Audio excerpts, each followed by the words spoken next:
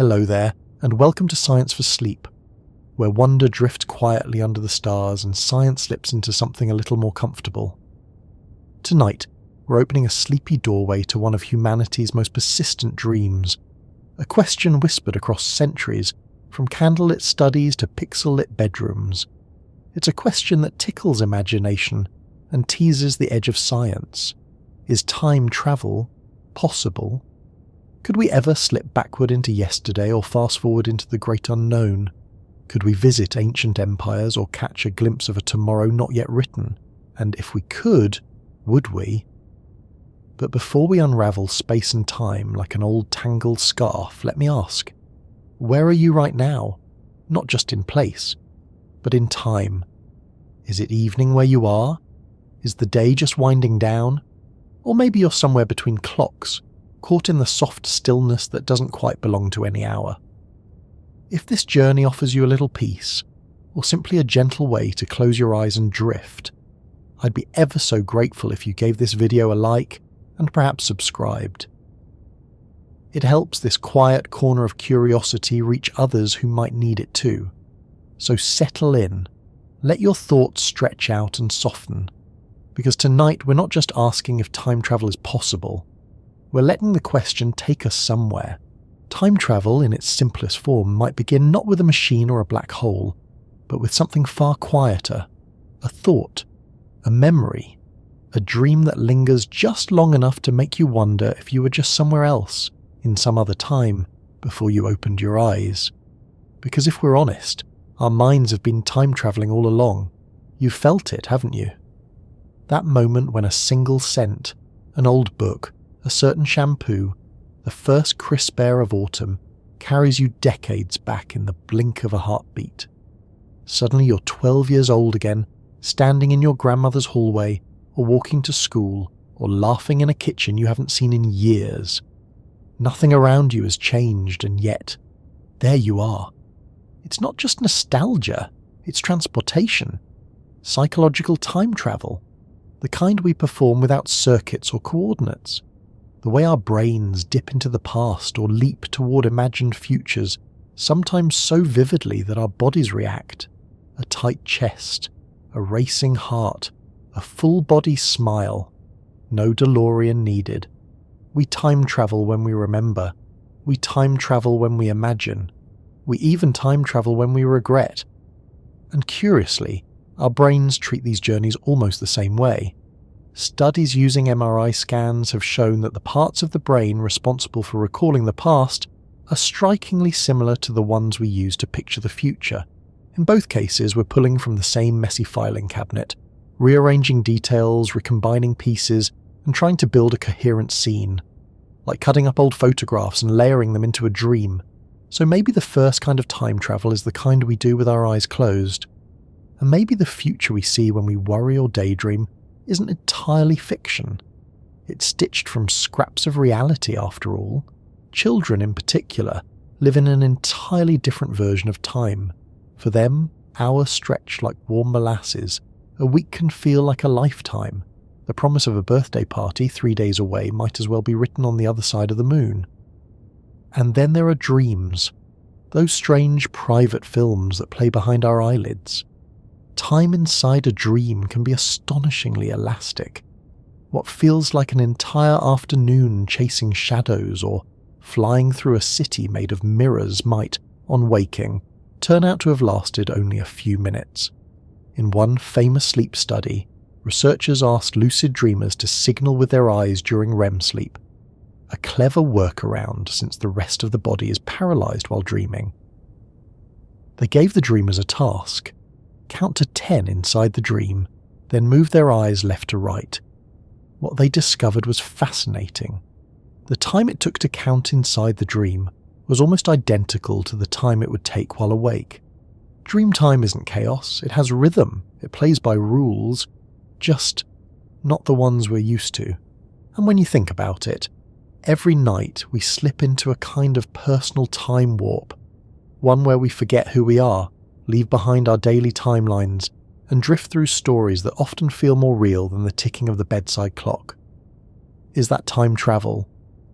Not in the scientific sense, but in the felt sense, perhaps. There's also the way emotion distorts our sense of time, and time, in turn, seems to play along. An hour in the dentist's chair can feel like a lifetime, but an entire day spent in laughter, in joy, in love, can pass like a sigh, and afterward those memories shine so brightly that they feel bigger than they were, as if time bent around the moment to make space for its importance. Psychologists have studied this too. They call it time perception, and it's an ever-changing lens coloured by mood, attention, novelty, and familiarity. A minute can stretch or vanish depending on where your focus lies. Think of a roller coaster. How the long, slow climb fills you with anticipation. How each second clicks loudly, echoing inside your chest. And then the drop. A scream. A blur. A rush. Gone before you can catch your breath. Same ride. Different time. Our minds are terrible clocks, but they are exquisite storytellers. Even anticipation, that quiet ache we feel while waiting, is a kind of forward-looking time travel. The way your mind reaches ahead, rehearses what might be, plays out dozens of scenarios as if trying to prepare the world for your arrival. And dread works the same way. Anxiety really is just involuntary time travel to an unwanted tomorrow. But perhaps the most magical form of time travel we experience happens in conversation, when we tell a story, when someone leans in and listens, because in that moment you are two people sitting in the present, but you're also there, wherever the story takes you. A beach in 2007, a high school cafeteria, that night when the lights went out and the stars came pouring in like spilled diamonds. You both travel, you share a space that no longer exists, and yet it does, for as long as the story lives. We carry time inside us, in scars and songs, in the way we reach for a hand before we even know it's gone, in the ache of a song we haven't heard in years, in the shape of a name we only whisper in dreams, and none of it obeys the laws of clocks. So maybe time travel doesn't start in a lab, or with a particle accelerator, or a twist of quantum math. Maybe it begins, as so many things do, with memory, or longing, or love. Before science can tell us how time travel might work, we must first admit that part of us is already doing it, every day, every night, sometimes without realizing it, moving backward into memory, forward into hope, sideways into imagination. The real mystery might not be whether time travel is possible, it's whether it ever stopped. Long before physicists filled blackboards with equations and dreamers filled novels with wormholes, humanity was already slipping through the folds of time, not with machines, but with myths. The idea that we could move through time, not just forward in the usual way, but backward, sideways, even outside of it entirely, is ancient. It's not new. It's not even modern. It's something we've been whispering about for as long as we've had stories to tell by firelight.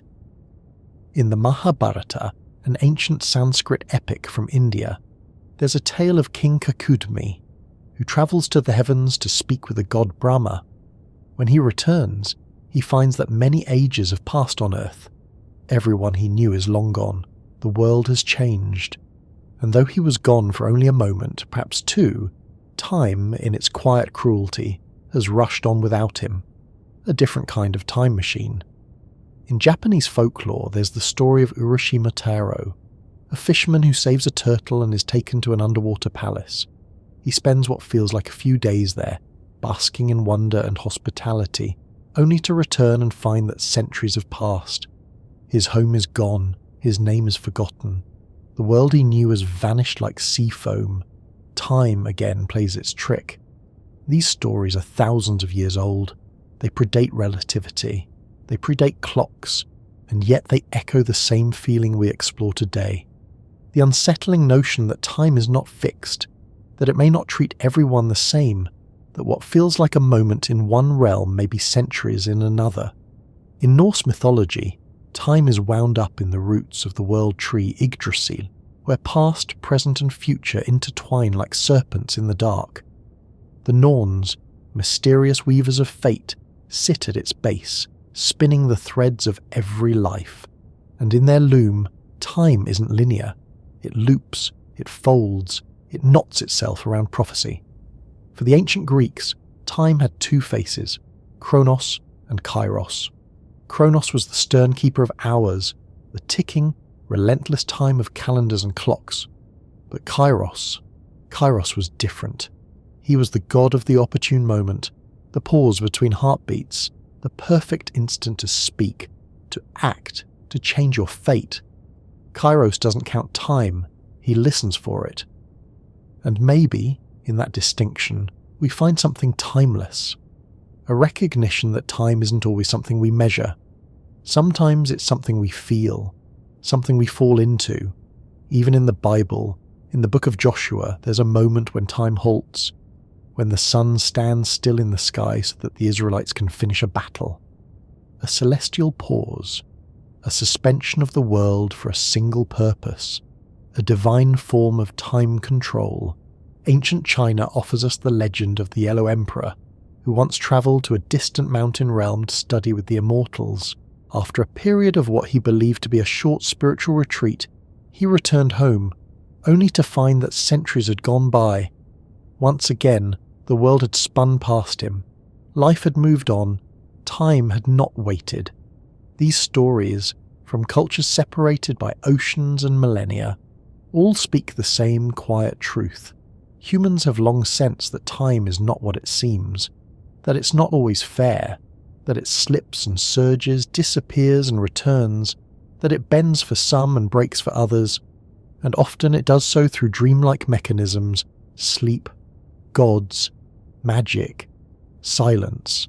Somewhere deep down, perhaps we've always felt that time has weak spots, thin places, soft walls where you might slip through if you're quiet enough or desperate enough or lucky enough. In early medieval folklore, there are tales of people falling asleep under hills, or in caves, or at sacred trees, only to wake up and find the world changed. Time moves differently in the fairy realm, they said. A night there could cost you a lifetime here.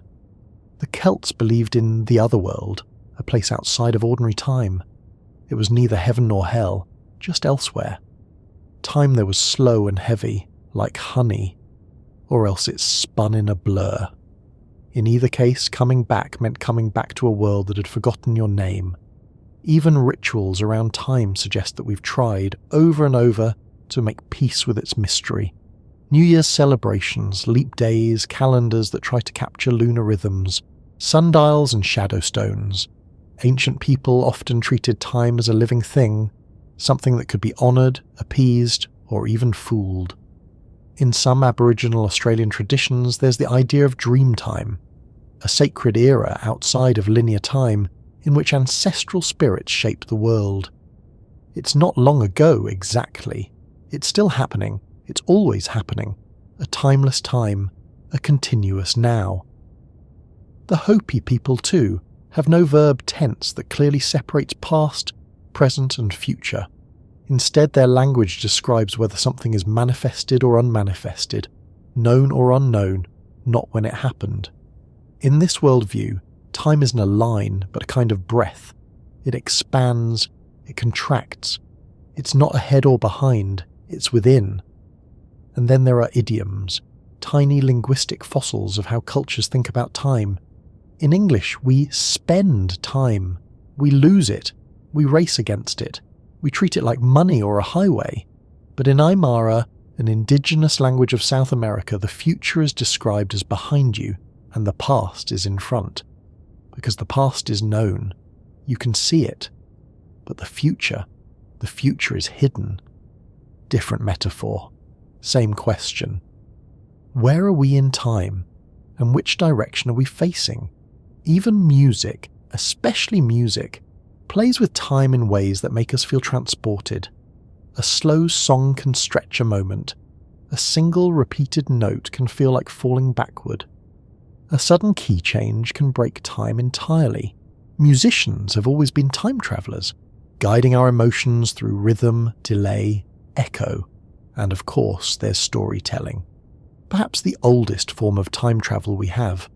To tell a story is to rearrange time, to leap across years in a sentence, to pause a single moment and expand it into pages, to skip, rewind, fast forward, all with words, all inside the mind.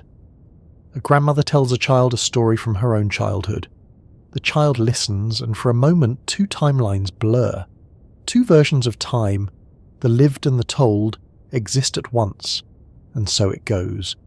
Across cultures, across histories, the idea of stepping outside of time has always lived in us. Not as an equation, not as a paradox, but as a longing, a quiet wish, to revisit, to repair, to glimpse what might have been. We've wanted to rewind the clock for as long as we've had the clock, or rather, since we first realised it was ticking. Before time travel was a theory, it was a metaphor, a myth, a way to talk about love and loss and the unbearable speed at which things change. And maybe that's why it still captures us, because even if we never invent a time machine, the desire to change time or outwit it, or at least understand it, feels deeply human. You could say that the real history of time travel doesn't begin with Einstein, or H.G. Wells, or science fiction. It begins in the first moment someone looked at a sunrise and wished they could make it last. The first time someone said, "just a little longer." The first time someone wondered, what if I could go back? If myths gave us time travel in dreams and legends, physics brings it into the light, blinking, curious, and far stranger than any bedtime tale. To begin, let's leave behind the idea of shiny machines or swirling portals, and instead ask a quieter question.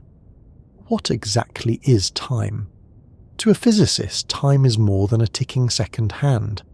It's a coordinate, a dimension, like up or down, left or right. It's the 4th dimension in a universe that insists we don't just live in space, but in spacetime. It was Albert Einstein who wove this idea together, space and time as threads in a single, stretchable fabric. If you place something heavy on that fabric, like a planet or a star, it bends. And when the fabric bends, so does time. This is not metaphor, it's measurable. Time runs slower in the presence of mass.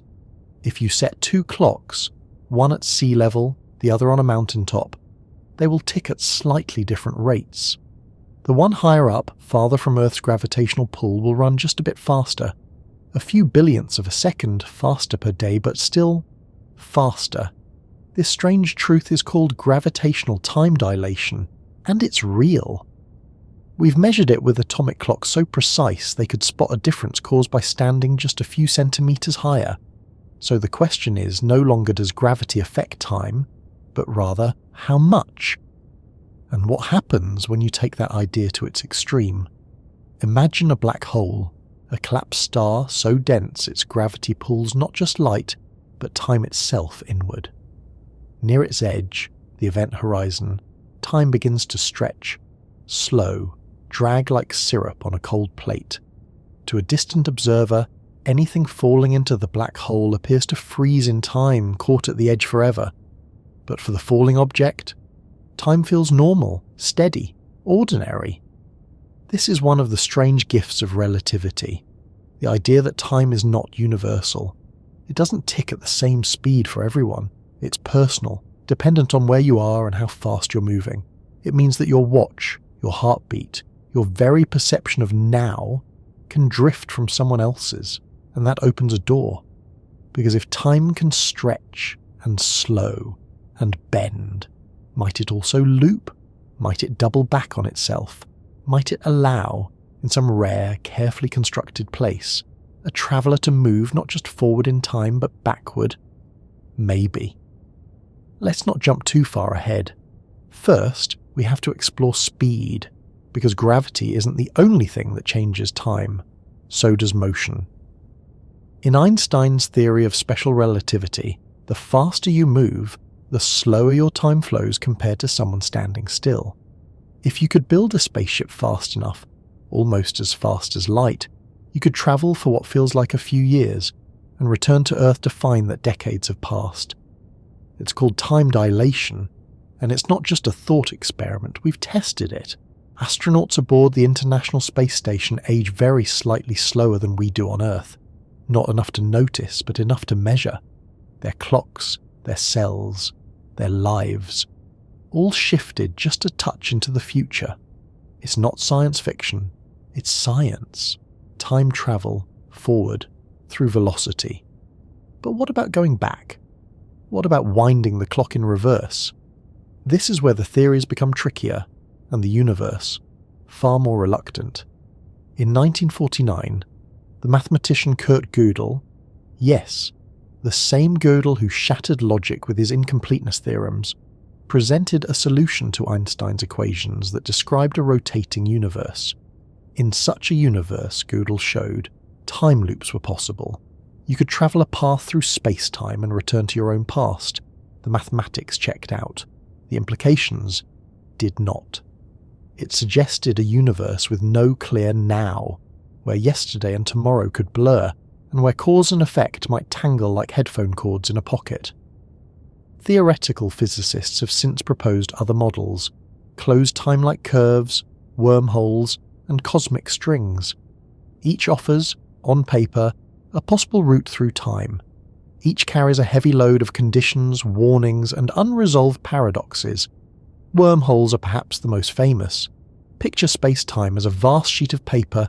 You draw two dots, A and B, far apart. Normally, to travel between them, you move along the surface. But what if you could fold the paper, bring A and B together?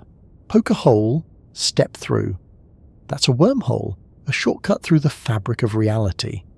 If one end of a wormhole could somehow be accelerated, say, moved near a black hole and brought back, it would experience time differently than the other, step through one end, and emerge in the past. Elegant, tempting, terribly unstable. Wormholes, if they exist, would likely collapse instantly. To keep one open, you'd need negative energy, an exotic form of matter with properties not yet observed in any reliable way. Still, the math allows it. The universe doesn't slam the door shut. It just places enormous locks on it and hides the key under several layers of impossible. So we're left with a tension. On one hand, the laws of physics, especially Einstein's, don't forbid time travel outright. They offer paths, narrow ones, dangerous ones, but paths. On the other hand, we find no evidence that such travel occurs. No time tourists, no closed loops in our biographies, no rewinding of broken moments. It's as if the universe permits time travel in theory, but refuses it in practice. Maybe the laws are incomplete. Maybe we're missing something. Something buried deep in quantum gravity, or hidden within the mysterious relationship between entropy and time's arrow. Or maybe, and this is a possibility physicists take seriously, time travel is simply too delicate, too complex. The universe allows it, but only under conditions so extreme, so precise, that no civilization, no matter how advanced, could build or survive the journey. Still, the idea remains, like a light in the distance, like a star that's already burned out, but whose glow hasn't yet reached us. Maybe we can't go back, but maybe, somewhere deep in the equations, is the memory of a universe that tried. If time truly bends, then perhaps our questions must bend with it. Because for all the elegance of physics, time travel remains wrapped in riddles. Not just technical ones, but logical ones. Soft paradoxes that unravel when you try to thread your way backward. Let's say, for instance, that someone builds a time machine. Just one. It works. There it is, humming quietly in a lab, blinking with the promise of possibility. Someone climbs inside and goes back in time, and changes something. Maybe something small, a misplaced cup, a forgotten note, a word left unsaid. Or maybe something large, a catastrophe averted, a life saved, a decision unmade. And yet, if the past is changed, what happens to the future they came from? Does it blink out of existence? Do they cease to be? This is the core of what's known as the grandfather paradox. The idea that altering the past could erase the very conditions that made your trip possible in the first place. It's like building a ladder and kicking it away mid-climb. So how does the universe handle that? Some theories suggest it doesn't, that it can't. That nature has a kind of built-in resistance to paradox. A quiet rule that says, you can visit the past but you can't change it. Not meaningfully, not in ways that would disrupt causality. This idea is called the Novikov self-consistency principle, and it's oddly comforting. It suggests that time might loop but never break. That history might bend around you like water, flowing to preserve the shape of things. You can be there, you just can't edit the script. Others have proposed a different answer. The many worlds interpretation, drawn from quantum mechanics, suggests that every possible outcome of every event splits the universe. Each decision branches. Each moment fractures into infinite versions. In this view, changing the past doesn't erase your present. It just creates a new one, a separate timeline, a forked path. You return to a world where things are different, but it's not the world you left. It's a neighbour, a sibling, a fresh story with its own rules.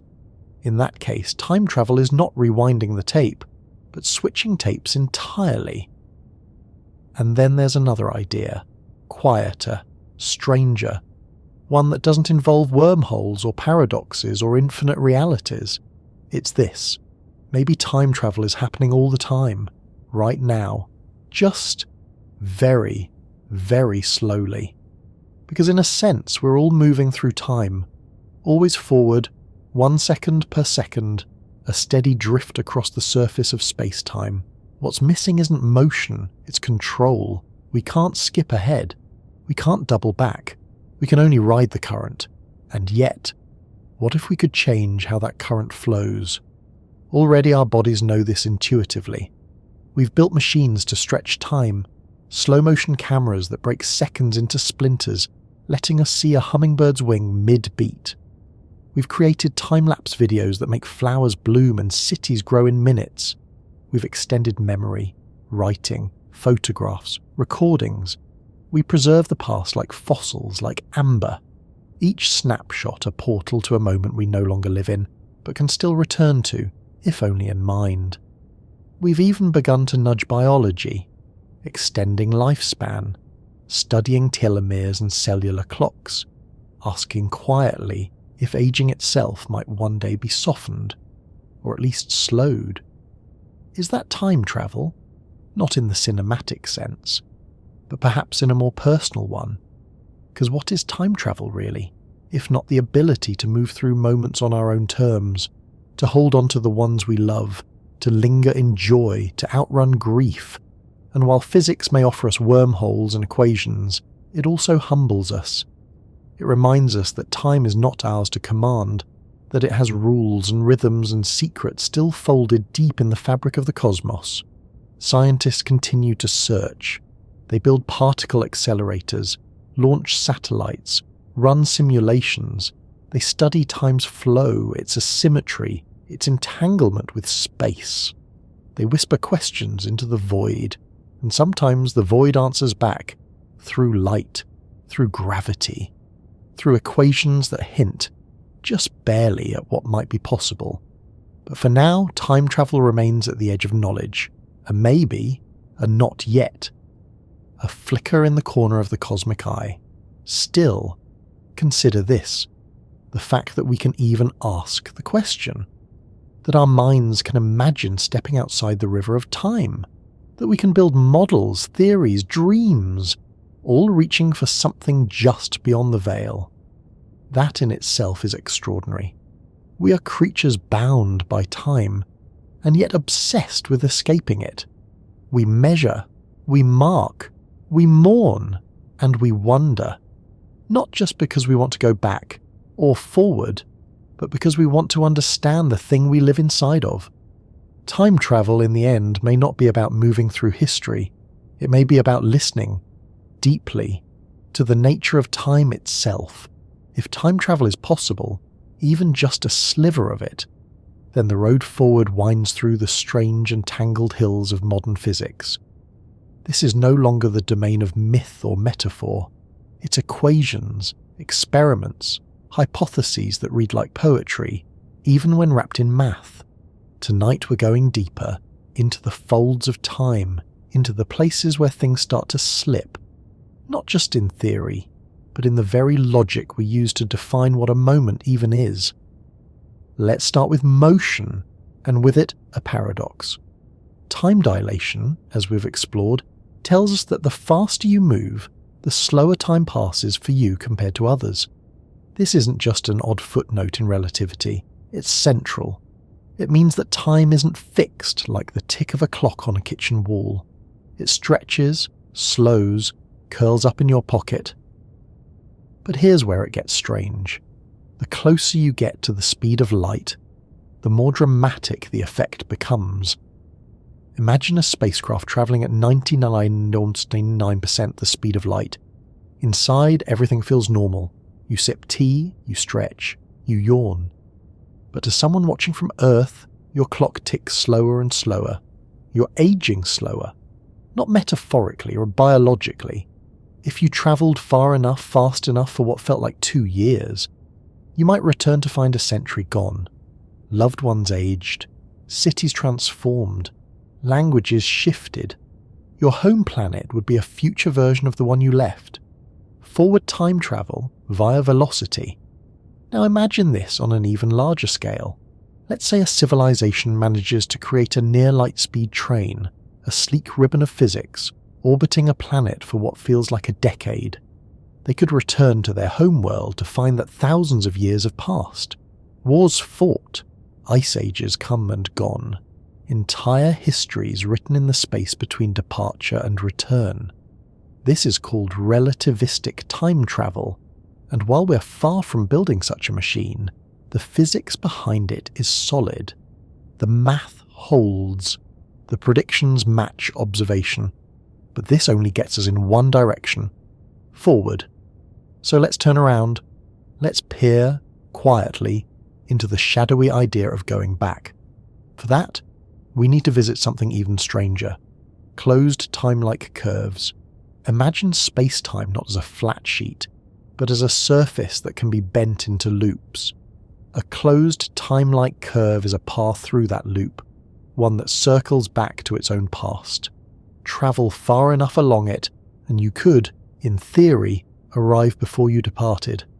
It's not fantasy. It's math. These curves are solutions to Einstein's equations. They exist, at least on paper. And yet, they unsettle the logic we live by. Because if you can go back, can you undo? Can you change? Can you prevent your own journey? Or worse, could you cause it? This opens the door to what physicists call causal loops, situations where an event is both the cause and the effect of itself. Let's say you invent a time machine after years of work, but then one day someone appears, older, wiser, familiar, and hands you the blueprints. You follow them, build the machine, then go back in time to hand them to your younger self. Where did the idea come from? Who created the original plans? This is called a bootstrap paradox, a loop of logic without a clear beginning, and yet it fits the mathematics of time travel, uneasily, elegantly, unnervingly. Some physicists argue that causal loops could exist, as long as they're self-consistent, as long as they don't introduce contradictions. You can go back, but you can't break anything. You're not a vandal in history. You're part of the story, always have been. Other scientists, though, are less convinced. They point to entropy, the idea that systems tend toward disorder over time. Reversing time would require reversing entropy, unburning ashes, unscrambling eggs, restoring chaos into order, and that, they say, is deeply unlikely, not impossible, just profoundly improbable. Still, theoretical models press on. Some propose rotating black holes, also known as Kerr black holes. These swirling giants don't just pull time downward, they twist it. Near the ring-shaped singularity at their centre, spacetime may fold into strange shapes. Some speculate that a traveller might, in theory, orbit the singularity and emerge in the past, but the path would be perilous, filled with deadly radiation, surrounded by forces strong enough to rip atoms apart. No shield could survive it, no spacecraft could navigate it, no heartbeat could endure the pressure. It's not just a technical problem, it's existential. Even if a path exists, could anything walk it? Then there's the idea of tachyons, hypothetical particles that always travel faster than light. If such particles exist, their timeline would be reversed from ours. What we call effect, they might call cause. Their future might be our past. But so far, no tachyon has ever been detected. They remain for now ghosts in the map, suggestions, dreams. And what about quantum physics? That's a story in itself. One will unfold soon enough. But even here, time behaves strangely. In some interpretations of quantum mechanics, particles don't follow a single path through time. They explore all possible paths at once, then settle on one when observed.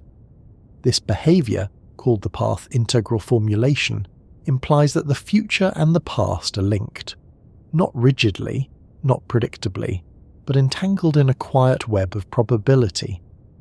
Some physicists even suggest that quantum entanglement, the spooky action that Einstein himself found unsettling, might be a form of non-local communication through time, not messages, not memories, just correlation, strange, precise, instantaneous, a kind of quantum déjà vu.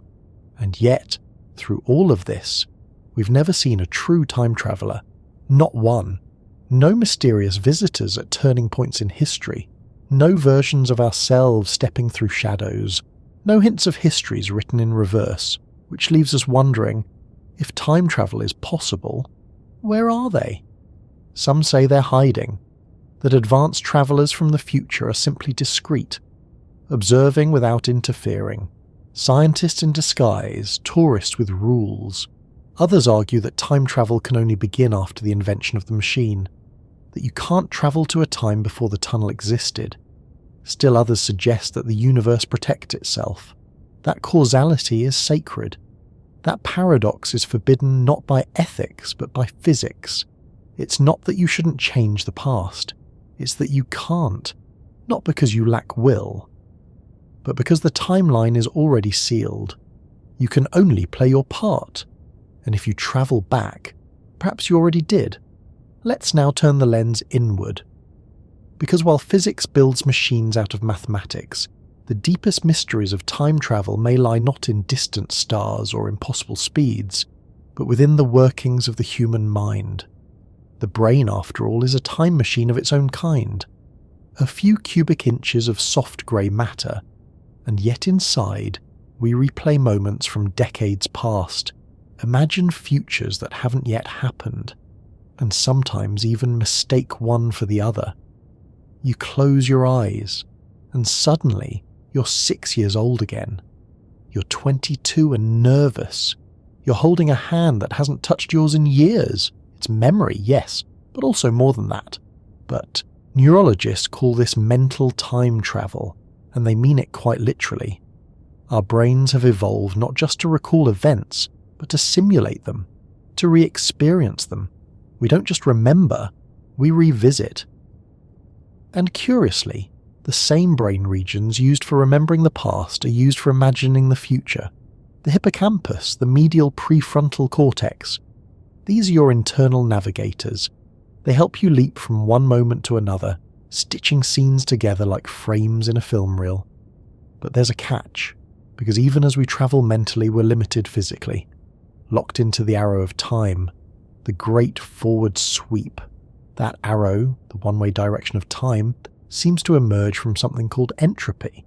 In physics, entropy is a measure of disorder, of randomness, of how spread out energy becomes over time. It's the reason a sandcastle crumbles but never spontaneously reassembles. Why your hot coffee cools but never heats itself back up. Why we grow older, not younger. The second law of thermodynamics tells us that in a closed system, like, say, the universe, entropy tends to increase. Systems become more disordered, and that increase gives time its direction. It's not a force, not a clock. It's a tendency, a flow, a bias in the universe toward messiness. Some physicists believe this is why we can remember the past but not the future, because memory, at a cellular level, requires creating new structures in the brain.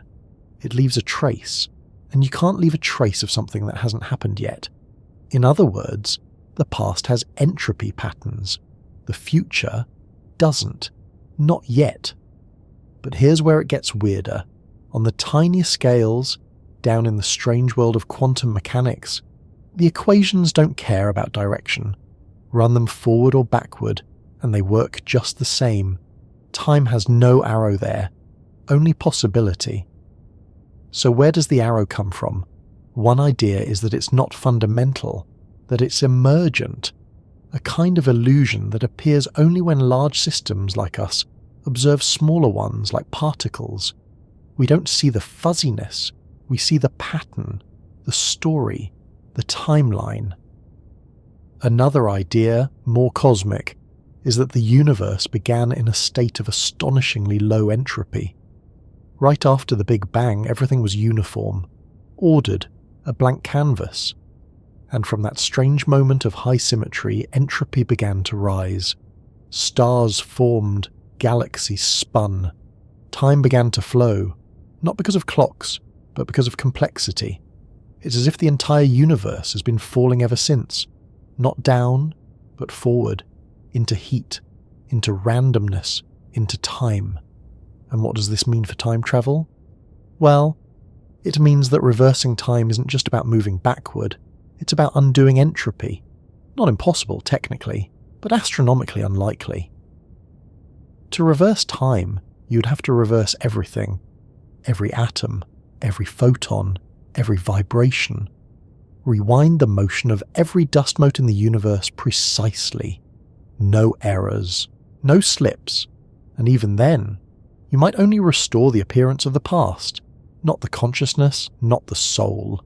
You can put the pieces of a clock back together, but that doesn't mean it'll start ticking again. Still, some experiments have danced with these ideas. In 2019, a team of physicists used a quantum computer to simulate a reversal of time, essentially running the system's state backward for a brief moment.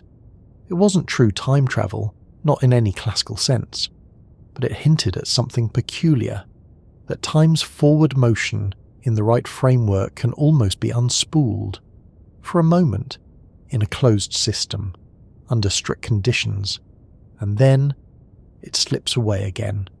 So where does that leave us? Here perhaps, at the threshold between what is physically permitted and what is practically possible. The equations may point one way, the universe may whisper another. Time travel, real, physical, backward time travel, might still be waiting at the far edge of understanding, beyond the standard model, beyond quantum gravity, beyond the horizon of what we can test.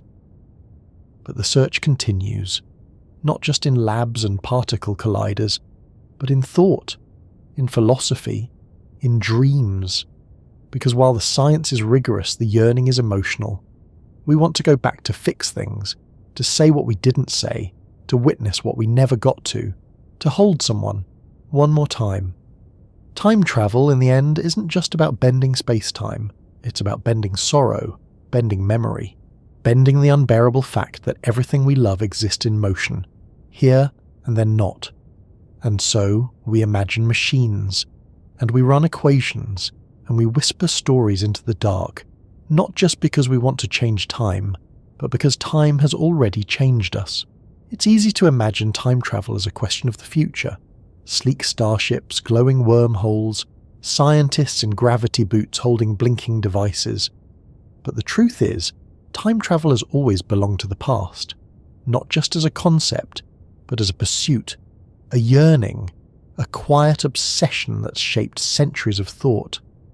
Because before we could even dream of stepping outside time, we had to learn how to measure it. Let's begin long, long ago. Not with gears or engines, but with shadows. Ancient humans were expert sky watchers. Long before they wrote stories down, they told time with the sun. They watched its arc and painted lines in the dirt. They noticed the moon's cycles, the shifting stars, the changing seasons. They built monuments aligned with solstices, Stonehenge, the pyramids, sacred sites around the world that used light as a clock. To them, time wasn't separate from nature. It was nature, a rhythm of growing things. A pulse felt in harvests, migrations, and tides.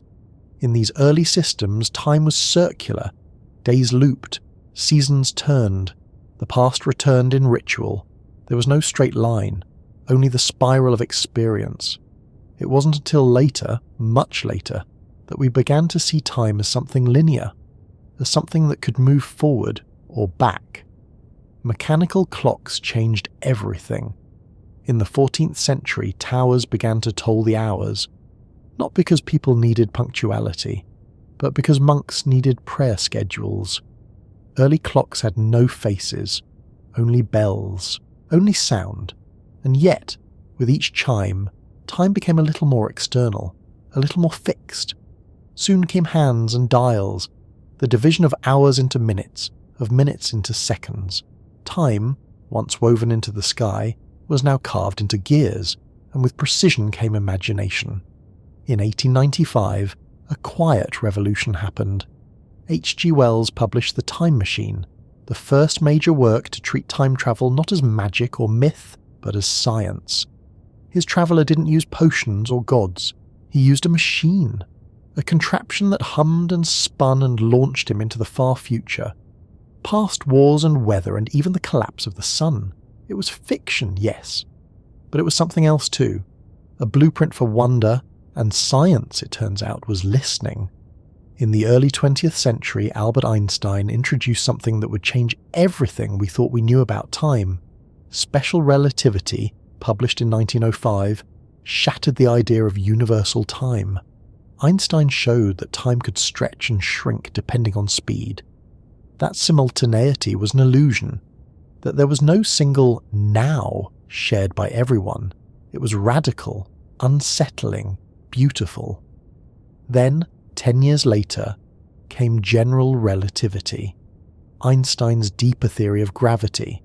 He showed that mass bends space-time, that planets don't orbit because of force, but because of curved paths, that even time bows under the weight of stars, and with that, time became part of the architecture of the universe. Not a backdrop, but a participant. From here, the possibilities opened wide. Physicists began to ask strange questions. If time could bend, could it loop? Could it be navigated like a landscape? In 1949, the logician Kurt Gödel proposed a model of the universe that allowed for time travel. Not in fantasy, but in math. His equations described a rotating universe where closed time-like curves could exist. You could, theoretically, return to your own past. The implications were staggering. If time travel was allowed by relativity, then why wasn't it part of our experience?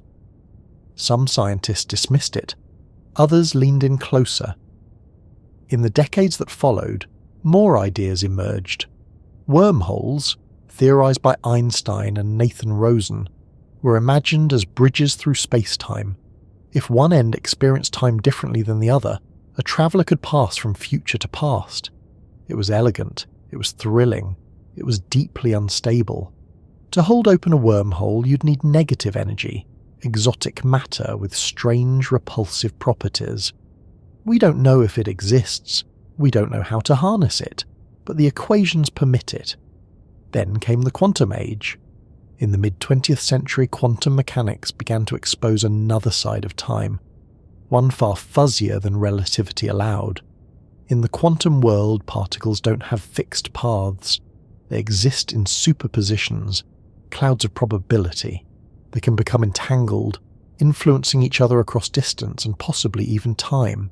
Some interpretations, like the many worlds view, suggest that every quantum event splits reality, that every decision creates a new timeline, that all possible futures exist, branching infinitely. In this model, time travel might not disrupt the timeline. It might just shift you to another one, not a rewrite, a reroute. Still, quantum physics also introduced new puzzles.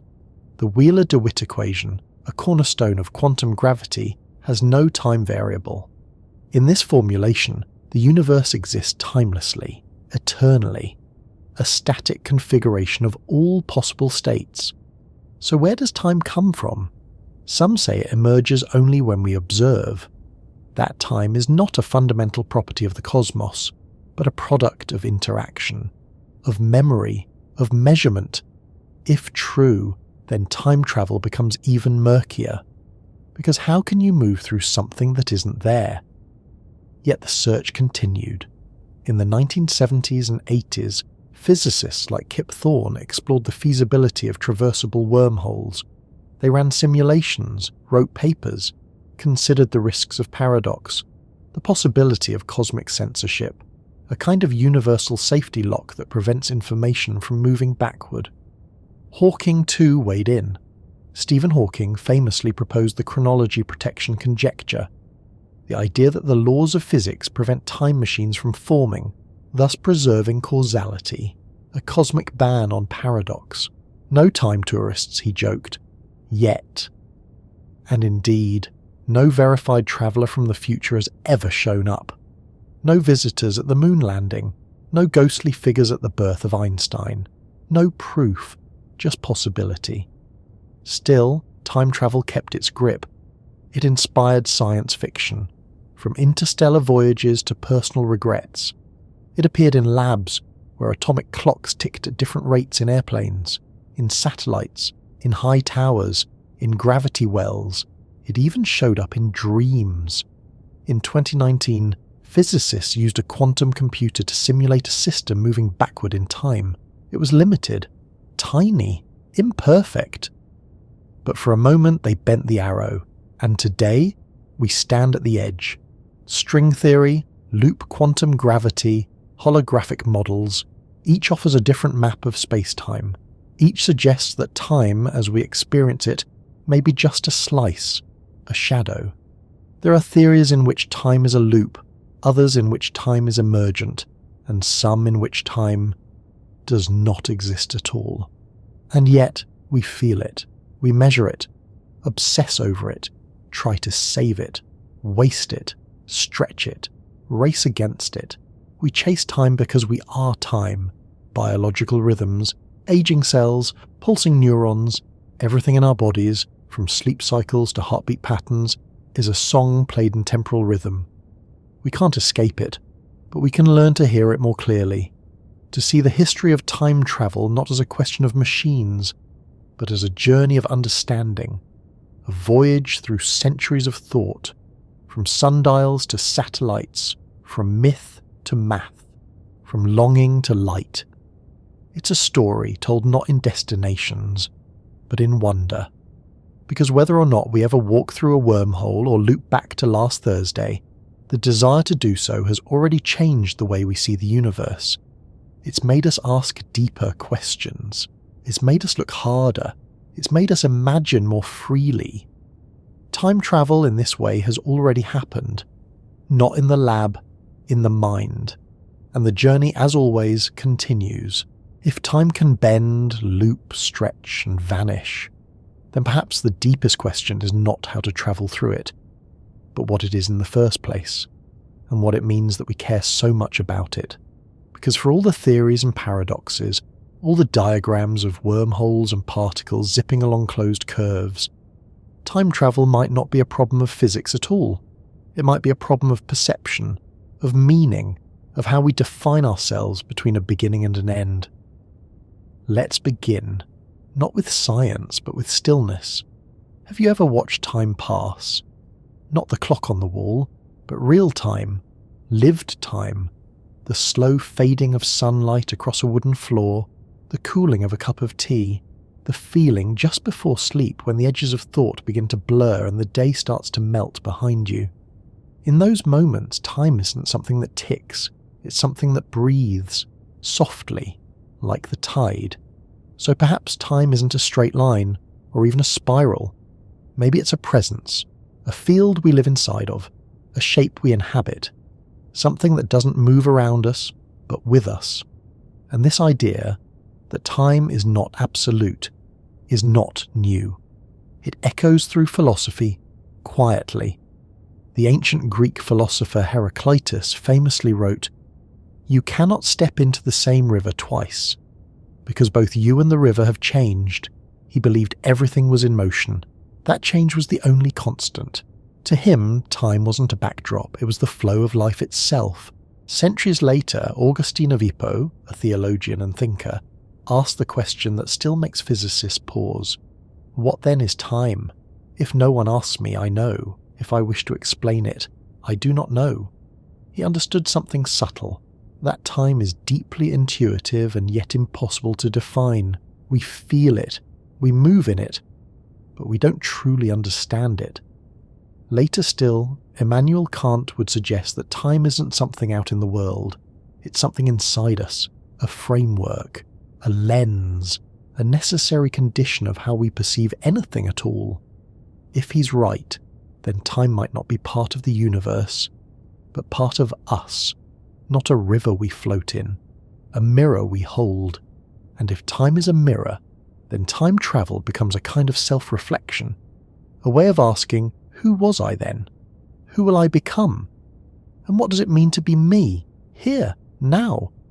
Maybe this is why the idea has such grip, why the very thought of stepping outside time, or bending it, touches something so personal, because we don't just want to move through time, we want to matter in it, we want to leave a mark, to hold a moment, to reach across the years and know that something, someone, remains. Even in speculative theories this longing appears. Some physicists suggest that time doesn't flow at all, that past, present and future are equally real, that the universe is a block, four-dimensional, fixed, eternal. In this block universe, your entire life, every breath you will ever take, already exists. You're not moving through time, you are time, a curve drawn across the structure of space-time. From this perspective, the past isn't gone, the future isn't empty, they're just elsewhere in the block, inaccessible but real. This idea can be unsettling. It removes the illusion of choice, it makes everything feel pre-written. And yet, it also brings comfort. It means nothing is ever truly lost. Every hug, every laugh, every first kiss, still there, somewhere. Etched into the architecture of the cosmos, not erased, just unreachable. Still, not everyone agrees. Some philosophers argue that only the present exists. This view, called presentism, says that the past has vanished and the future doesn't yet exist. In this view, time is like a flame, alive for a moment, then gone. And what of free will? If the future already exists, do we still choose? If we travel back and become the cause of our own birth, are we puppets, loops, pieces of someone else's logic puzzle? These questions don't have answers, not yet, and maybe not ever. Because time travel isn't just a scientific idea, it's an emotional one. It's about grief, about wonder, about memory and regret and the impossible desire to hold on just a little longer. Imagine if you could go back. Not to change history, just to witness, to sit quietly in the corner of a childhood home, to walk behind your younger self on a path you once knew, to watch someone laugh again, someone you've lost. Would you go? And if you could go forward, would you peek? Would you want to know what becomes of you, of the world? Would you want to see the ending? Or would you leave it unread, like the final chapter of a book you're not ready to finish? Time travel forces us to confront these questions, not just where, but why. And the answers, more often than not, are whispered rather than shouted, because what we truly want is not always to change the past or glimpse the future. Sometimes we just want to feel less helpless inside the present. Time travel is the fantasy that we are not trapped, that we have agency, that we can visit, revise, rewind, that nothing is ever really gone. It's no wonder so many stories used across cultures and centuries to come back to this idea. They tell of doors in forests, of hidden clocks, of frozen moments and eternal afternoons. They ask, what if you had one more chance? They remind us that time travel is not about machines, it's about hope. The hope that we are not powerless, that something of us, some echo, some light, might ripple through the ages, and maybe, in a way, it already does. A story passed down, a photograph on a mantle, a letter found years later, still folded just so. Time doesn't need machines to travel. It needs memory. It needs meaning. It needs love. We're all time travelers after all, moving 1 second per second, carrying everything we are into everything we'll become. And though we may never build a working time machine, we have built something perhaps just as powerful. We've built imagination, the ability to wonder, to rewind the film in our heads, to leap forward in daydreams, to write stories that fold time like paper, that let us live in the then, the now, and the maybe all at once. Perhaps that is our real gift, not bending time, but giving it texture, shaping it into something more than numbers, into memory, into story, into soul. So the next time you think about time travel as paradox or poem, consider this. Maybe the most radical idea isn't that we could escape time. Maybe it's that time is already inside us. And maybe that's enough. Time travel as an idea may live in textbooks and theories, but its fingerprints are everywhere, tucked quietly into the way we live, the way we feel, the things we say without even thinking. It slips into our morning routines and our late-night worries. It colours the way we remember, the way we hope, the way we miss what's gone and imagine what's next. It's easy to think of time travel as science fiction. Flashing portals, blinking machines, wind-swept timelines unravelling in cinematic style. But in everyday life, the concept of time travel is softer, smaller, personal. It's waking up from a dream that feels too real. It's a song that takes you back, a scent that opens a memory like a door. It's the quiet sense sometimes that you've already lived this moment, or that it will matter more later than it does now. We travel through time emotionally. Every time we remember someone we've lost, we visit them. Not in body, but in mind, in heart. A sudden image, a phrase, a laugh that sounds like theirs. And for a moment the distance between now and then collapses. You're not in the present anymore. You're with them. Time becomes malleable when we love someone deeply, when we wait for a text, when we miss their voice, when we plan a future together and then fold it all away in a drawer. Love warps time more than gravity ever could. It stretches seconds into hours or collapses years into a blink. And heartbreak. Heartbreak is time travel too. It's remembering something that once felt endless and realizing it's over. It's a mind that won't stop visiting the past even when the body has moved on. We all time travel, even if we never leave our bedrooms. Children do it constantly. Their sense of time is delightfully unhinged.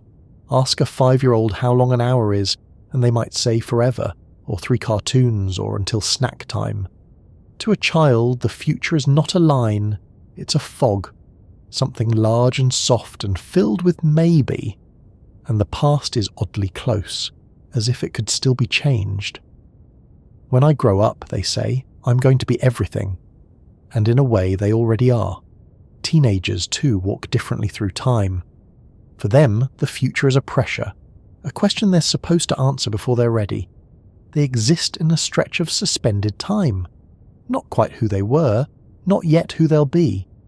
That feeling of being between selves, it's temporal, it's identity unfolding in real time, and it can feel like time travel gone wrong, too fast, too slow, too uncertain. Then suddenly we're adults. We start measuring time in obligations, meetings, deadlines, days that pass too quickly, and still we long to go back. Not to change anything maybe, but just to feel something again, to be less responsible, To wake up and know the only thing waiting is a warm breakfast and a cartoon that never worried about continuity. In relationships, time becomes collaborative. You build a timeline with someone, shared memories, traditions, inside jokes. You co-author a future, and if it ends, you're left with time ghosts, places that echo, songs that sting, an ache that isn't really in your chest but in your timeline. A future you once believed in, now missing. Even rituals are a kind of time travel, a birthday, a holiday, a tradition handed down. We do something old and make it new again, bake the same cookies, say the same toast, watch the same film. These moments collapse the years. We become the child, the parent, the grandparent, all at once. Time softens in those moments. It stops being linear and becomes layered. And culture has always known this, even if it didn't use the word physics. Look at language. We say, "Where did the time go?" as if it were something we misplaced. We kill time, lose time, make time, spend time, like it's currency. We talk about going back to a simpler moment, even though the world doesn't allow it. Our stories are saturated with time travel metaphors. Romance novels where lovers are reunited across centuries. Films where one moment changes everything. Family dramas where one missing photograph tells the entire story. Science fiction isn't the only genre obsessed with time. All of art is. A painting is a frozen second. A novel is a compressed lifetime. A photograph is proof that something once was. Even comedy bends time, setups and payoffs, rhythm, timing. A good joke is just a well-calibrated temporal jump. And then there's music. Music is time, made audible. Every note depends on what came before. Every beat anticipates the next.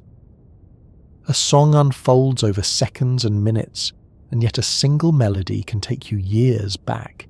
You hear a song from your childhood, and suddenly you're riding in the backseat of a car, or lying on a carpet you haven't seen in decades. You remember what you were wearing, who you were becoming. That's not just nostalgia.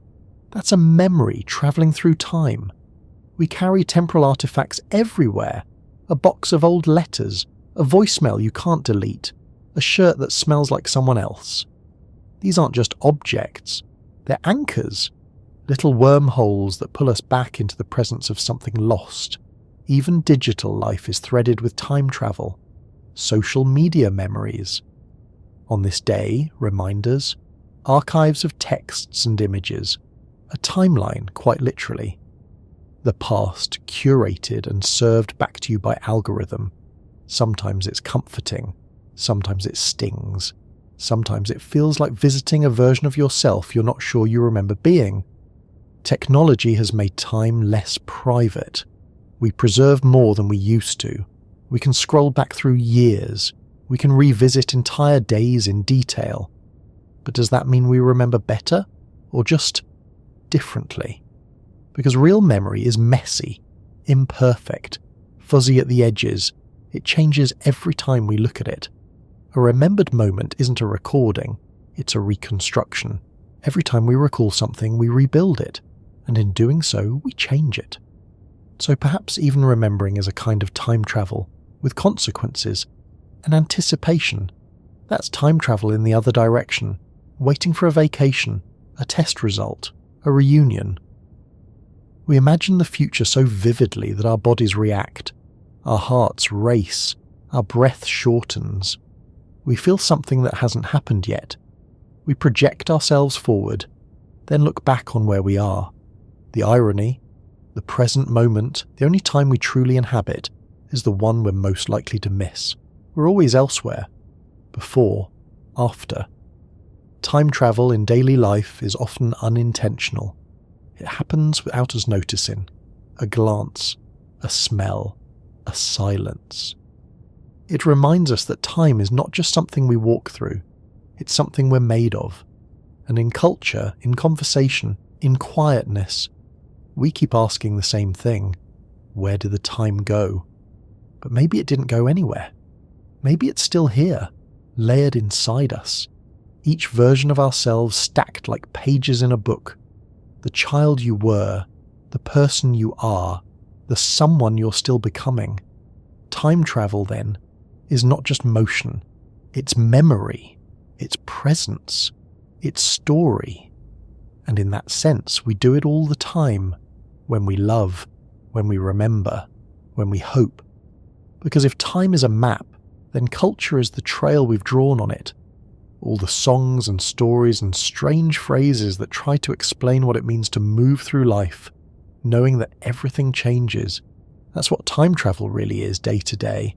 Not breaking the rules of physics, but carrying pieces of our past forward and tiny glimpses of our future backward, all stitched into the way we live. And if that's not magic, what is? Let's imagine for a moment that it finally happens.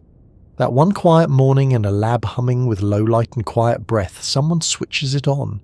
A time machine, real, glowing, humming softly like it's remembering something, and suddenly, time opens. What happens next? Not to history, not to science, but to us? Time travel, in theory, is already part of physics. We've tiptoed around it, through wormholes and relativistic dilation, closed time-like curves and rotating universes. The math allows it, carefully, barely, reluctantly. But science fiction runs with it. Fiction leaps.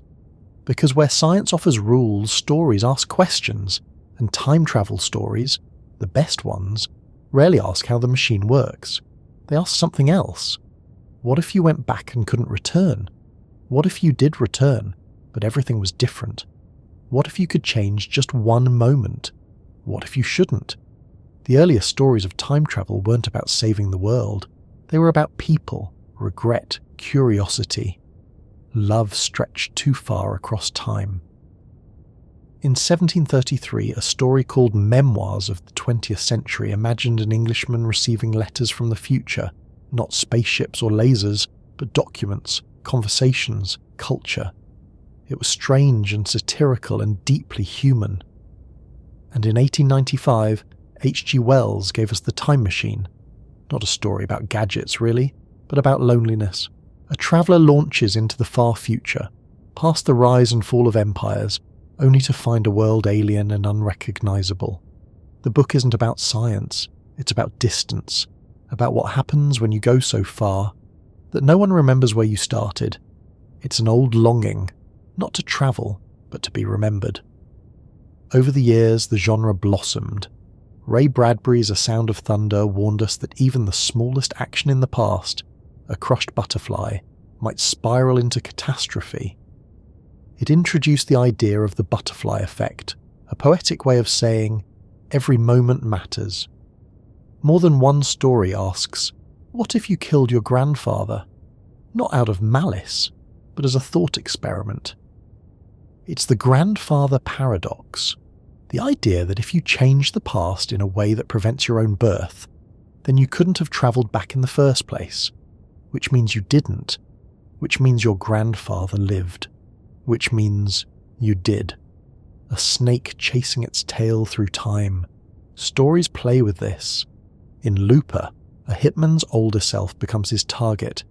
In Dark, a German series steeped in destiny and dread, characters loop through time so tightly that cause and effect become meaningless, or maybe just inevitable. And then there's the question of freedom. If time travel is real, if you can go forward, backward, around, are you free, or is the future already written? One idea, used often in fiction, is the fixed timeline. You can travel, sure, but you can't change anything that matters. Try to stop a disaster and you'll end up causing it.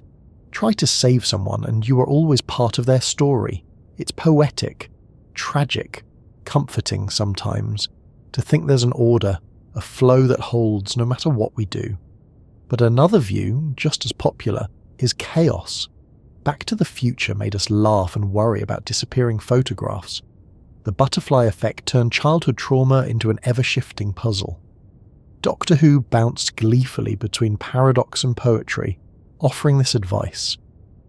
People assume that time is a strict progression of cause to effect, but actually, from a non-linear, non-subjective viewpoint, it's more like a big ball of wibbly-wobbly, timey-wimey stuff. Even humour bends time. Groundhog Day, Palm Springs, Russian Doll. Stories where the character doesn't travel to a different point in time. They're stuck in the same one, living it over and over, forced to examine it from every angle until they change, or everything else does. It's not about machines, it's about meaning. What do we do with the time we're given? That's what these loops really ask. And then there's the sci-fi epic, the grand vision of time as architecture, as landscape, as war zone. In Interstellar, time stretches so dramatically near a black hole that minutes on one planet equal years on Earth. When the characters return, their loved ones are old. Their children are older than they are. The scene is quiet, devastating, familiar, because that's what time travel often reveals. Not the past or the future, but what you missed.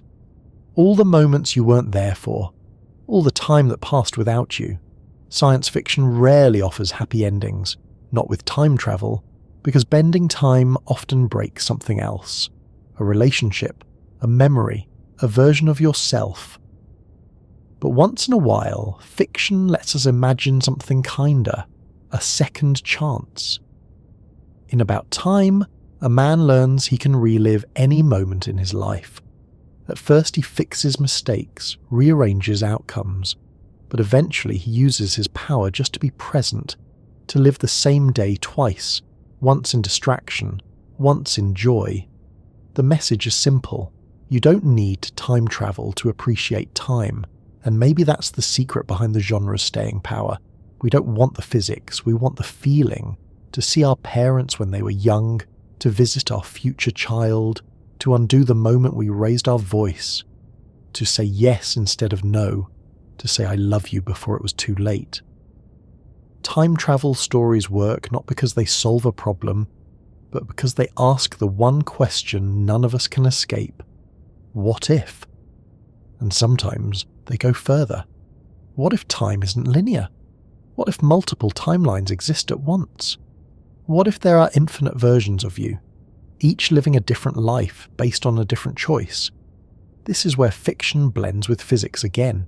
The many worlds interpretation of quantum mechanics suggests that for every possible outcome, a universe splits, a reality forks.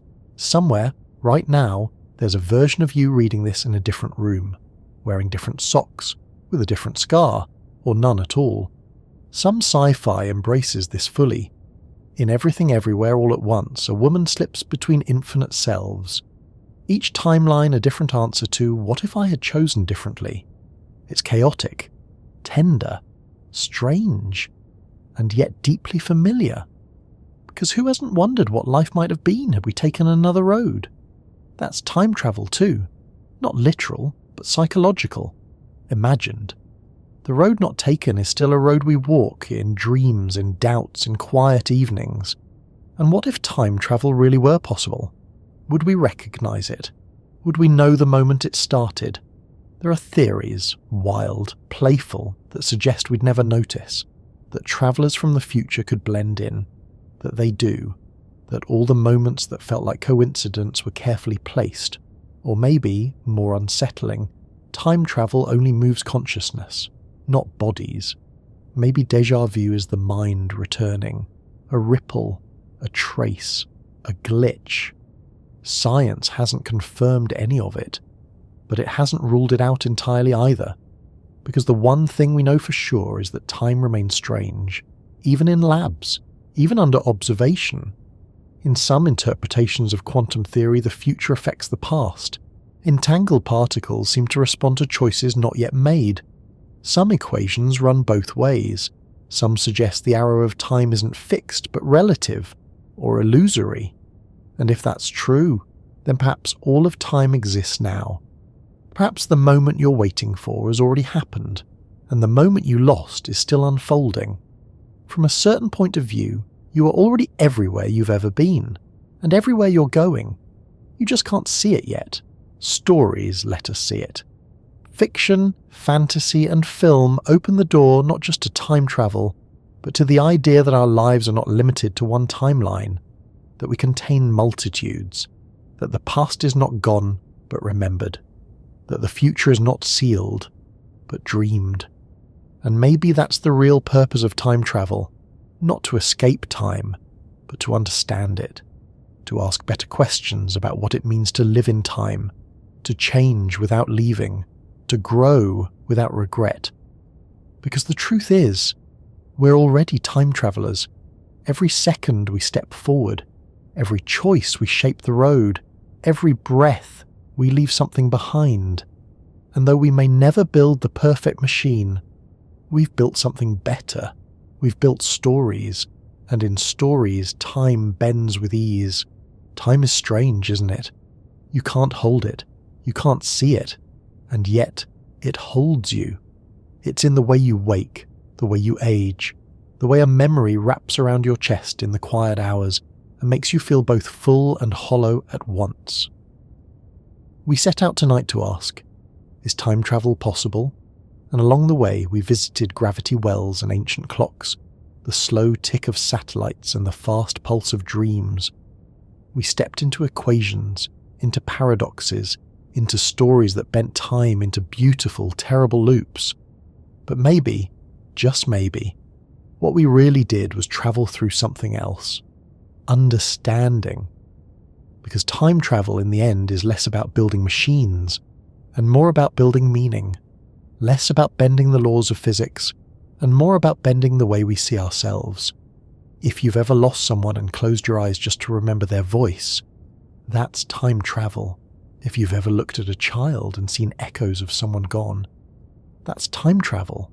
If you've ever heard a song and suddenly you're there again, in a kitchen or a car or a version of you that felt like it would never fade, that, too, is time travel. The machinery is already inside you, your brain, your breath, your story. You're a traveller every day, moving not just through space but through moments, collecting them, marking them, releasing them. And though we've mapped so much, from the tilt of the Earth to the stretching of a light near a black hole, there's still something softly unsolvable at the heart of time. It slips, it loops, it feels. Time is physics, yes, but it's also poetry. It's entropy and emotion, measurement and memory. It's the ticking of a clock and the way a kiss seems to slow it down. It's science, wrapped in feeling. So let's slow things down now, just a little more. Let's return to where we began. Do you remember? Hello there, and welcome to Science for Sleep. We asked what time is. We wondered where and when you were. We listened closely, not just to the ticking of clocks, but to the quiet spaces between. And now, we've walked a long way together, through Einstein's curved spacetime, through the minds of ancient philosophers, through the tiny flickers of quantum possibility and the vast arcs of interstellar fiction. We asked, is time travel real? And the answer is yes, and also maybe, and also not in the way you think. Because even if we never fold space, even if we never tear open a wormhole or stand in 2 centuries at once, we already live in a world soaked in time travel. Every person you've ever been still lives somewhere inside you. The awkward kid, the hopeful teen, the tired version of you that smiled anyway, the joyful one you're still waiting to become. They don't vanish, they layer. Your life is not a line, it's a library, and every day you're both reading and writing it. So maybe time isn't a river, maybe it's a mirror. Maybe the past looks at you as often as you look at it. Maybe the future is listening more closely than you think. What if, in some unfathomable way, the kindness you offer today ripples backward as much as forward? What if love softens time? What if wonder slows it? There's no formula for that, no coordinates. But then again, not everything that matters can be mapped. Time teaches us that. Because even as it slips away, it leaves fingerprints. Not on glass or wood, but on us, the way we remember, the way we forgive, the way we hope again, despite it all. That's time. That's travel. So if you take anything from this long, winding night, let it be this. You're already doing it. Every time you remember, every time you imagine, every time you tell a story that begins with once, you step across time's boundaries. You blur the lines. You carry pieces of yesterday into tomorrow and cast the light of someday back onto the now. So no. Maybe you'll never stand in a silver capsule counting down to 0, watching the years scroll backward on a glowing screen. But maybe, just maybe, you'll pause in a hallway, hand on a doorframe, and feel a moment arrive that reminds you of something, or someone. And in that second, time folds softly, and there you are, then, now, both. The moment is whole again, and if that's not time travel, what is? We've gone far tonight, through physics and feeling, through math and metaphor, through gravity and memory and the quiet ache of what used to be. So maybe now it's time to rest, to let go of the need to solve everything, to stop chasing time and start listening to it, to understand that sometimes the deepest truths are not the ones we measure, but the ones we remember. You're not behind. You're not too late.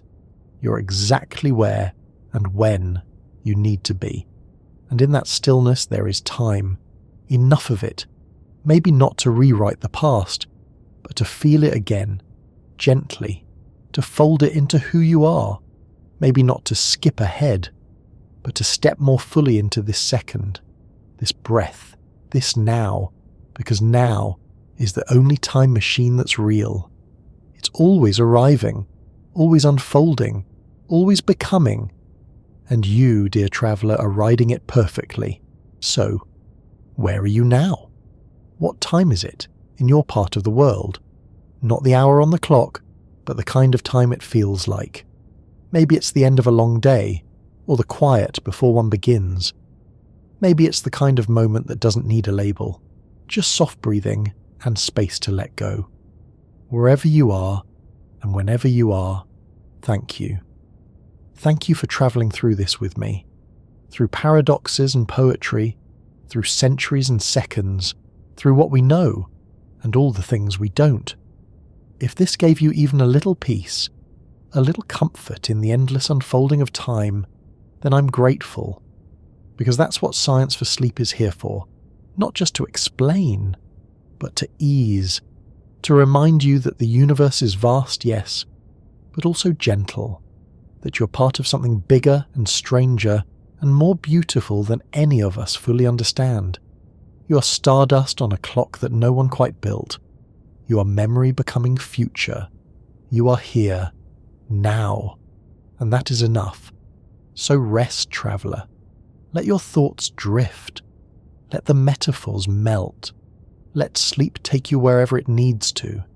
And if you wake remembering fragments, a curve of time, a flicker of gravity, a soft question about what could be, then good.